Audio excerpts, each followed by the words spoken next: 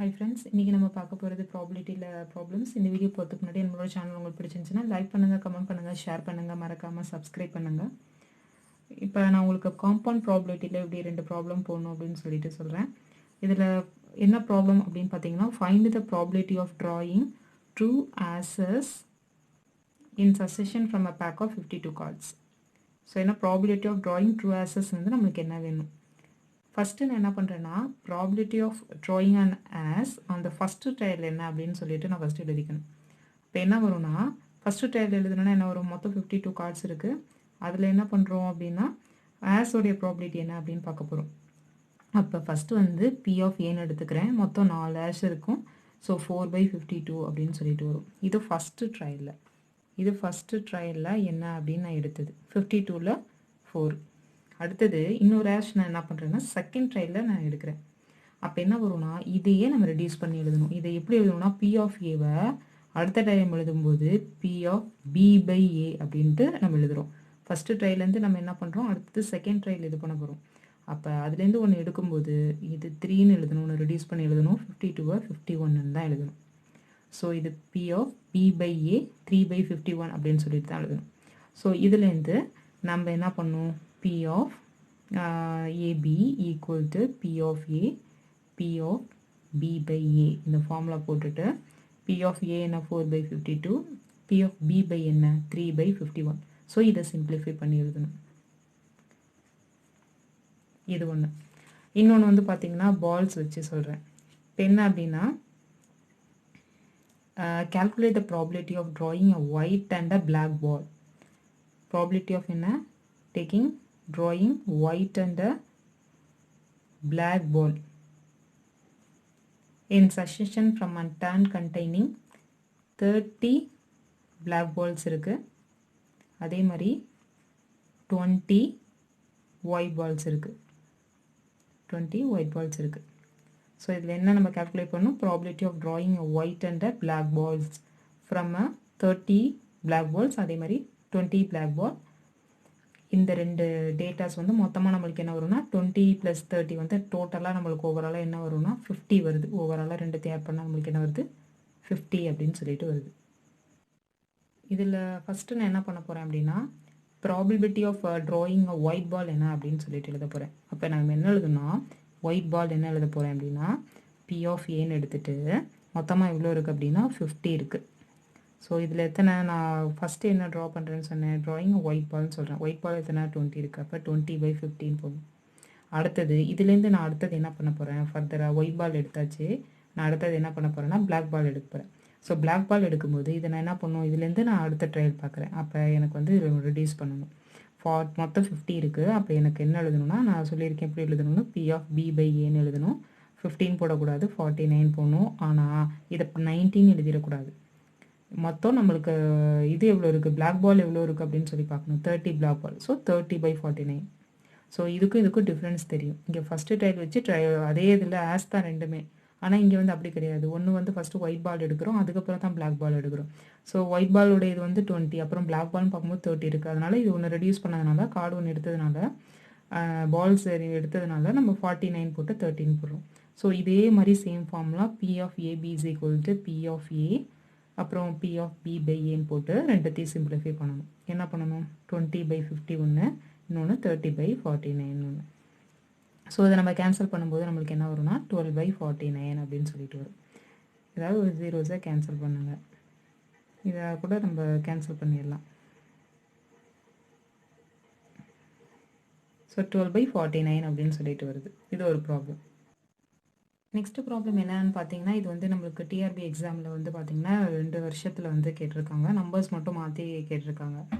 A problem of physics is given to 3 students. ஏபிசின்னு 3 students கொடுக்குறாங்க. whose chance of solving என்ன அப்படின்னா 1/2, 1/3, 1/4 சொல்கிறாங்க. 1/2, 1/3, 1/4 அப்படின்னு சொல்கிறாங்க.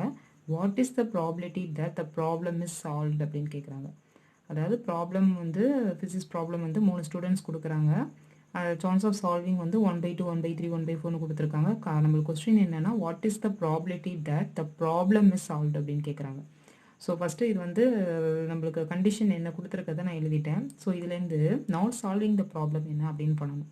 ஸோ நாட் சால்விங்னா என்ன பண்ணுவோம், நம்மளுக்கு நல்லா தெரியும். இந்த 1லேருந்து நம்ம இதை மைனஸ் பண்ணி எழுதுவோம். 1 - 1/2, 1 - 1/3, 1 - 1/4ன்னு போட்டு நம்ம இதை என்ன பண்ணிக்கணும், கால்குலேட் பண்ணி வச்சுக்கணும். அப்போ 1/2ன்னு வரும், அப்புறம் 2/3ன்னு வரும், அப்புறம் வந்து பார்த்திங்கன்னா 3/4 அப்படின்னு சொல்லிட்டு வரும். இதெல்லாம் நான் கண்டுபிடிச்சி வச்சேன்னா.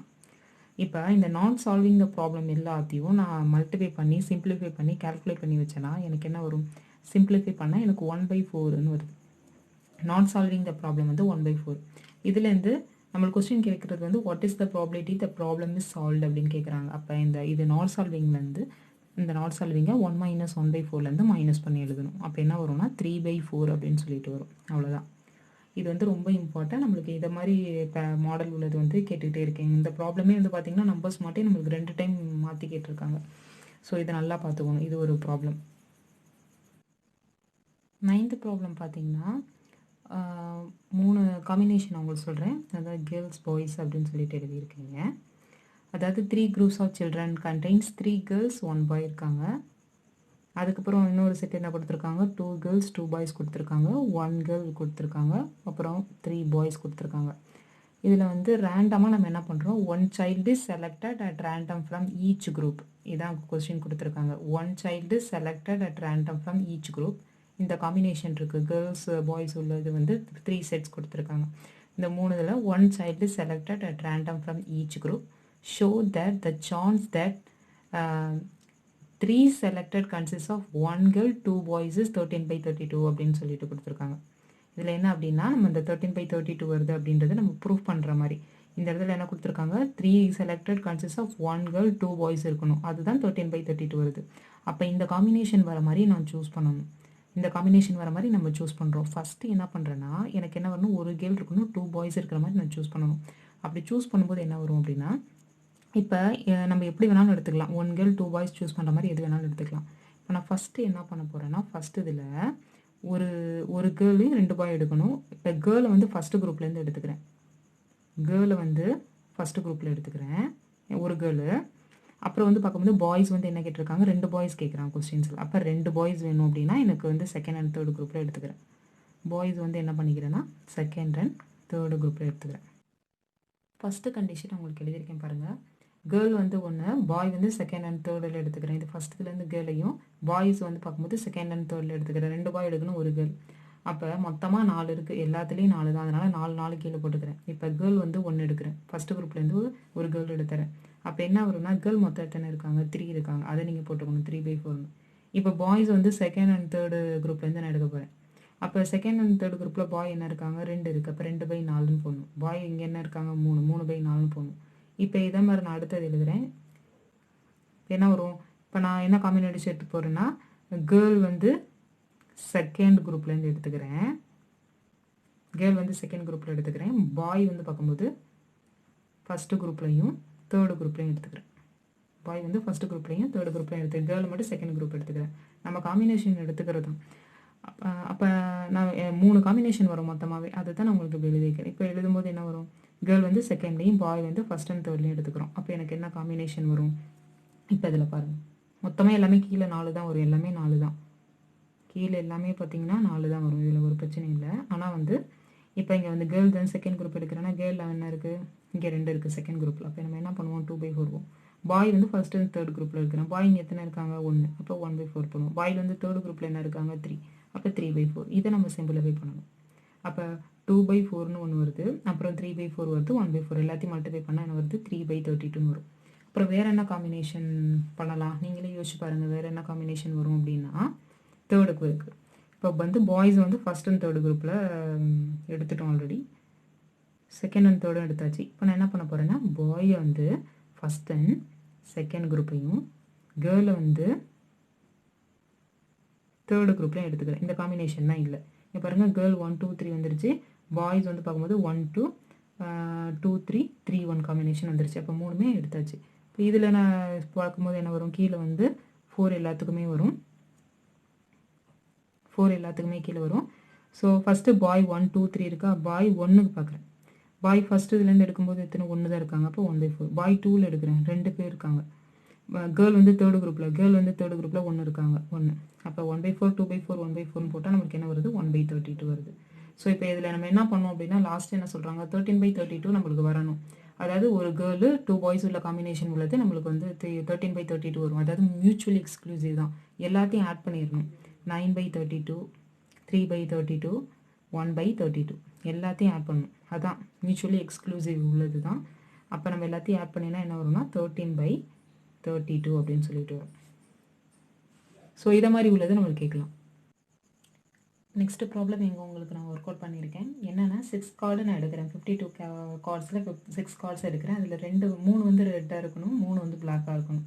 ஸோ எனக்கு 26 கார்டு பிளாக்காக இருக்கும், 26 கார்டு வந்து பார்த்திங்கன்னா ரெட்டாக இருக்கும். அப்போ நான் எப்படி எழுதலாம்னா 3 கார்டு எடுக்கிறேன் நான் ரெட்டிலேருந்து. அப்போ 26C3ன்னு எழுதணும். அதே மாதிரி நான் என்ன பண்ணுறேன்னா பிளாக்லேயும் 3 கார்டு எடுக்கிறேன். இப்போ 26C3ன்னு போடணும். மொத்தமாக இவ்வளோ 52 கார்டில் 6 கார்டு எடுக்கிறேன். ஸோ இப்படி எழுதியிருக்கேன். ஸோ 26C3 எப்படி எழுதணும்னு நான் ஆல்ரெடி சொல்லியிருக்கேன் உங்களுக்கு. எப்படி நார்மலாக எழுதுவோம் 26 × 25 × 24 / 1 × 2 × 3. ஸோ இதையும் அப்படி எழுதுவோம். இப்படி எழுதி நம்ம சிம்பிளிஃபை பண்ணணும். ஸோ சிம்பிளிஃபை பண்ணோன்னா நம்மளுக்கு என்ன ஆன்சர் வரும். ஸோ இப்போ நம்ம என்ன பார்த்துட்ருக்கோம் அப்படின்னா ப்ராபிலிட்டியில் ப்ராப்ளம்ஸ் பார்த்துட்ருக்கோம். இந்த வீடியோ உங்களுக்கு பிடிச்சிருந்துச்சுன்னா லைக் பண்ணுங்கள், கமெண்ட் பண்ணுங்கள், ஷேர் பண்ணுங்கள், மறக்காமல் சப்ஸ்கிரைப் பண்ணுங்கள். தேங்க்யூ.